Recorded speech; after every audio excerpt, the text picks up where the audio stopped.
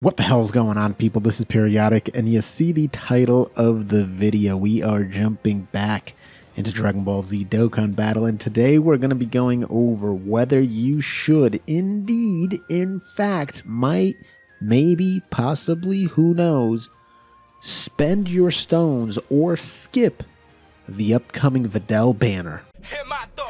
I shut it down wherever power is stored. Being real is in the past, watch the cowards get on. It ain't kill me, so it's making me stronger. And these bite-sized rappers now sensing my home. So, as you can see, here are the cards. You got an interesting lineup because a lot of people right off the bat are going to say, Videl. I mean, let's be honest. I was one of those people that said it when she first was introduced. And I said, Videl, there's no way that she's going to be the standalone Dokkan Fest. There's no way she can carry a standalone Dokkan Fest. But what they ended up doing was they put some very strong units on her banner. And on top of that, they made her one of the most broken TURs in the game. Potentially the most broken TUR in the game. It's kind of up in the air. And we'll take a look at all of the units that are on here. Now, this, of course, is a typical Dokkan Festival. A 7-unit Dokkan Festival, all TURs. What's very, very interesting and kind of leaves us in a very weird place is for Global and Japan, but more so for Global, this banner is coming out right before the Worldwide Celebration. So the Worldwide Celebration will most likely start at the very end of August. This celebration will carry us from the first week of August, or the end of the first week of August, the start of the second week of August, all the way until the end of August. So it'll probably be either 2 or 3 weeks long. You'll most likely see 2 weeks and then a countdown for the Worldwide Celebration, and then the Worldwide Celebration will actually be beginning. It's up in the air whether, because it's a little weird, right? With a 2-week celebration, that means that this banner, this campaign, if it starts, for example, tomorrow night, right, on the 10th, that means it should run until the 24th, right? You would think so. They may even put it all the way until the 31st if it's a 3-week long campaign. For Japan, their celebration ends on the 19th. So we're not really synced up that well, which is very, very weird. So I'm still not 100% sure how they're going to do this, but we'll have to wait and see. Anyway, let's get back on track and go over the units that are on here, because I like to go one by one, because at the end of the day, when you're summoning on these banners, you're not always going to pull the Videl, right? That's not going to be the only card you pull. So you have to weigh the banner as a whole and say, okay, let's just say I go 400 stones and I don't pull the Videl. Well, is the secondary unit Goten worth it? Is Strength Bojack worth it? Is Tech Ultimate Gohan worth it? If I'm not able to get the Videl, is it still worth going in on the banner? That's really, really important. And at the end of the day, that's what these spend stones or skip videos are for. It's not, hey, is Videl a good unit? Well, yeah, duh. Everybody knows she's a good unit. But you also have to weigh all of the other units on a scale and say, okay, if you're not able to pull the Videl, is it worth still summoning if you somehow get the other units, right? So let's start off with Tech Trunks. So the homie Tech Transforming Trunks here, who I like him. I still like him. I pause because some people think that he's totally non-existent, not useful anymore. But I think he's still solid because there's one type of events you can bring him on that he will shine, and that's long events. Any event that's 7 turns, 8 turns, 9 turns, 10 turns, and beyond, this guy is made for it, right? Because if you take a look at what he does, starts off with 100% attack and defense. Very simple, nothing crazy. Stacks attack. Kind of interesting, honestly, stacking attack and stuff like that. But after 3 turns, there is no other conditions, just on the third turn. So he could be, showing up on the 3rd turn because he was off rotation to start the fight, and he can just start the match as Super Saiyan, right? But he will turn into Super Saiyan. And at this point, every time he super attacks, he will stack attack and defense. So every super attack he does, it's a 20% increase attack and defense every single time he supers. Not to mention, he goes from 100% attack and defense to 120% attack and defense, and he essentially has the LR AGL Gohan effect, where every turn he gains 1 ki and 10% attack and defense. And that caps at 4 ki, so just 4 turns, so at most turn 7, you'll be at an extra 4 ki, and 8 turns for the 10% attack and defense bonus. So at the end of the day, he'll be sitting at 200% attack and defense 4 ki, at most 11 turns in, right? 11 turns in. So, it could go a little bit faster, it could go a little bit slower, whatever the case is. But he's still stacking his attack and defense. He gets very, very strong as the fight goes on. And after he transforms in this state, this Super Saiyan form, you wait 1 turn, and then you can turn into the Spirit Bomb absorbed, powered up Super Saiyan Trunks. This is where he has the Spirit Sword, right? The old Kuwabara over here. But at this point, he's no longer stacking attack and defense, but he is doing immense damage and massively lowering defense. And massively lowering defense is really the only one that's important, because all the other ones aren't that much. Massively lowering defense is 80%. Lowering the defense for 2 turns, which is really good. And now he's a nuker. He does nuke damage. You have to give him a lot of orbs. 30% attack and 10% defense for every orb he gets. Just any normal orb, doesn't matter. Attacks are effective against all types, and he also randomly changes a set of orbs to tech. So he's his own orb changer, which is good. So in this point, he's able to pump out a ridiculous amount of damage. And he's really, really solid. But this guy is still good. He just sucks on short events, but on longer events, he's still really viable. You can still definitely bring him along. Another unit you definitely bring along is this Goku Black, the epitome of sublime beauty. He's one of the few units in the game that greatly raises his defense on super attack, right? And when you greatly raise your defense and it's stackable, then you can gain defense very quickly. Now, again, this dude should not be put on short events because he's just going to get blasted. The reason for that is he starts at 40% attack and he gains 40% attack every turn. That caps at 120%. So it takes him 3 appearances to be capped on attack. He also gains crit 5% every single time he gets hit. And that caps at 40%. So obviously, he can take 8 hits. And he has a transformation. Now, the transformation sometimes can be tricky. It's not the best transformation condition. In all honesty, it kind of sucks. You have to wait 6 turns, which already sucks. And you have to be above 80% HP, which is pretty crappy. Because if you're in a difficult event, you may not be sitting above 80% HP when he shows up. And it could be one of those things where you get really unlucky. He shows up, you're 70% HP, you gain back health, you go into the next turn, you're above 80% HP, but then you get super attacked, you're now at 60% HP, he shows up, you're still under the threshold, so he doesn't transform, and you can keep kind of playing that dance over and over and over again. It's really annoying, right? But it is what it is. When he does transform, in my opinion, on long events, he's one of the best units out there because he's still greatly raising his defense. He's now at a static 150% attack, so he doesn't have to gain it anymore. He's now at a static 50% crit. He doesn't have to gain it anymore. And he's also a support.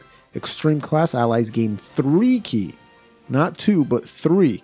So that's actually really solid. And again, long-term events, this guy's fantastic. Short-term events, pretty trash. If we keep moving along, we have Agl Zamasu. This guy, he's not that great anymore. And one of the big reasons is because if you have damage reduction by itself and you do not have any form of defense, that's a problem. You can die big time. So immense damage greatly lowers defense. Again, it's not massive, so I'm not a big fan of it. Starts at 100% attack, 40% damage reduction, and if you drop below 70% HP, he'll give you back 7% HP. Just like the Trunks, he will transform after 3 turns, and he'll turn into the Fusion Zamasu, which I think looks absolutely fantastic, this Fusion Zamasu. Same super attack, but now he's at 120% attack, and he's giving himself 2 ki. He's still got that 40% damage reduction, but now if you fall below 80% HP, he's recovering 10% HP. That's not bad. A little bit of an improvement, right? And if you choose to transform him, you are sacrificing all your defense and just going straight offense. Just keep that in mind. Because just like the Trunks, next time he appears, you can transform. And this is a lot more risky than the Trunks. Now he's massively lowering defense like the Trunks. 280% attack. 280 as opposed to that 120. Giving himself double the ki. He's now at 4 ki. But he drops his damage reduction down to 20%, which is pitiful. The enemy's guard is now disabled, and he lowers superclass allies' attack by 10%, which honestly is not that much. It would have been better if it was 20%. So this guy's kind of aged a bit because the damage reduction is so low. He'll just get one shot on difficult events, even going longer events, right? Even on longer events, this 40% damage reduction doesn't hold up that much. So I'd say the Trunks is better suited for difficult events than the Zamasu at this point in time. If we keep it pushing, I mean, what do we have to say? Tech Ultimate Gohan, one of the best TURs in the game still. I talked about the Int Goku Black greatly raising defense. This dude greatly raises attack and defense. Starts with 140% attack and defense, which is insane. He gives himself ki every turn, caps at 3. He's guarding all attacks. So that BS that people say like, oh, he's bad turn 1 on SBR. No, he's not. He's guarding all attacks. And he's got 140% defense. Like, what the hell are you talking about? He also gives himself another 40% attack if his guard is activated in that turn, which is absolutely insane. And keep in mind that he's always guarding. So if he gets hit first and then attacks after, he gives himself a nice little attack bonus. And that attack bonus is 236%. So his attack will be 236%. Now, if you are done stacking him up, you can transform him. You have to wait 5 turns, but there's no other condition besides that, which is good. The length is a little annoying, but you know what? You do want to stack defense on this guy. So when he transforms, he goes to Ultimate Gohan, no longer stacking, but he is greatly raising his attack still. It's only for that 1 turn, and he's got a 30% chance of stunning the enemy. Now he's giving himself 3 ki, 158% attack and defense. He's still guarding all attacks. So unlike that Janemba, he's still guarding all attacks. He's giving himself an additional 58% attack for the rest of battle when guard is activated. So it's not like in his first form where it's only, in that 1 turn. No, he just keeps that additional 58% attack. He's also effective against all types if he's facing only 1 enemy and they have, a decent amount of HP. So they got to be above the 58% HP threshold. Now that can all go away. All those conditions could go away, and he'll just be permanent attacks effective against all types if he's facing a Majin Buu Saga enemy. So he's very powerful. This dude is absolutely broken, right? Next up is the Strength Bojack. Again, one of the best TURs in the game. Stacks attack and defense for that 1 turn. I believe it's 30% increased. Yeah, 30% attack and defense for that 1 turn. Like the Trunks, he starts at 100% attack and defense. Space Traveling Warriors, so he's a support, gain 2 ki, attack and defense 30% if he's facing 1 or more enemies. And by the way, Space Traveling Warriors, pretty good teams, right? You got Turles, you got in Bojack, you have some pretty strong hombres in this, right? LR Jiren, where the hell is he? Yeah, there he is, LR Jiren. Pretty strong cats, right? Pretty diesel sons of guns. Strength Cooler, Strength Topo, a lot of good guys. Physical Cooler, Physical Beerus, all that stuff.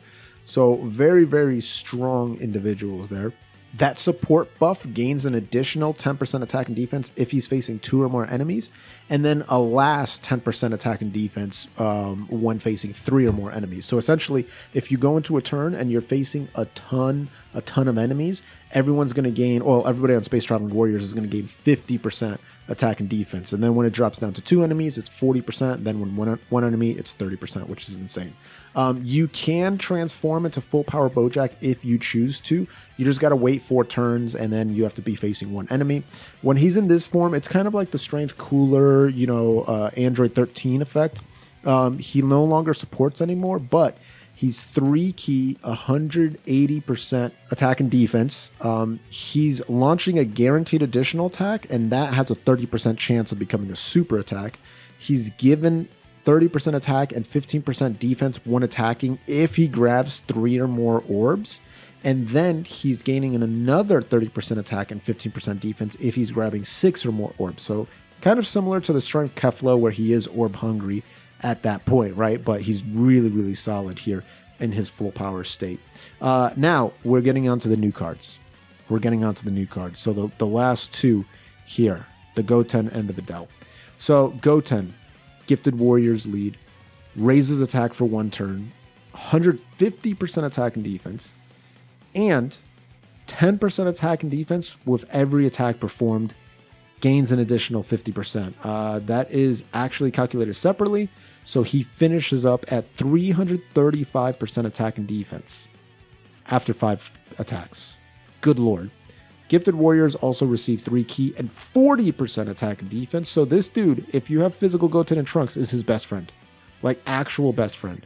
But even then, you can run him next to a bunch of different Trunks, right? You can run him next to this Tech Trunks if you wanted to.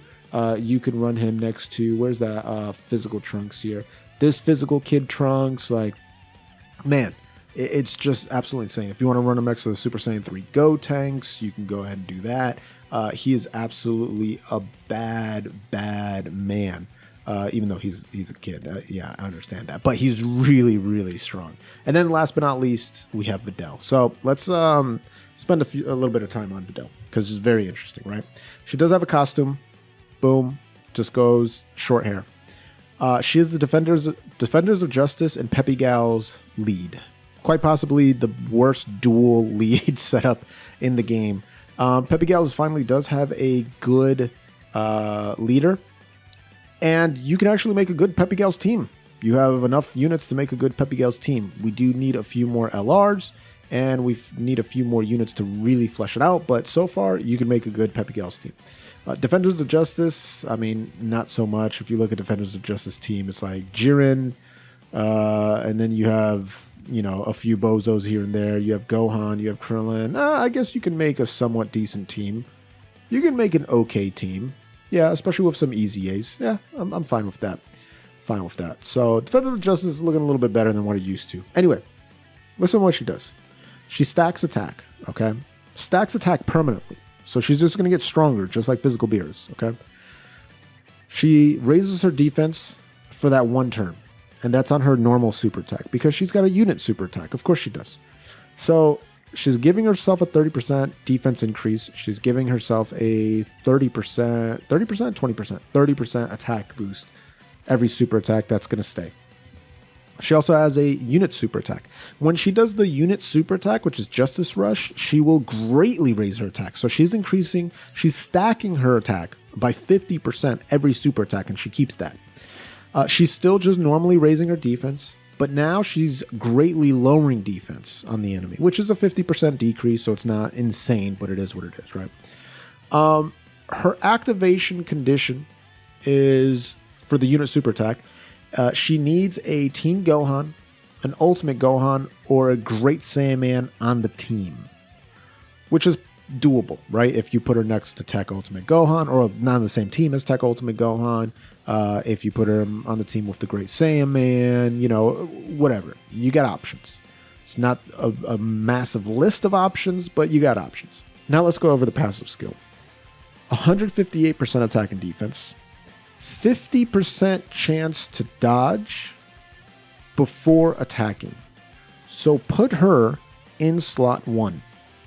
Put her as the first person in the turn, because she's at 158% defense and she's got 50% chance to dodge before she attacks, right? Then afterwards, when she attacks, she gains another 58% attack, right? Yeah. Okay. Attacks effective against all types if she dodges. So, once again, put her in the first slot. She dodges. She gains 58% attack. And now her attacks are effective against all types when she actually attacks. Let's just say if she gets hit, she doesn't dodge, she gets hit, she still gains an additional 58% attack. If she's in that first slot, like I said, or the second, but preferably that first, she launches a guaranteed additional super attack.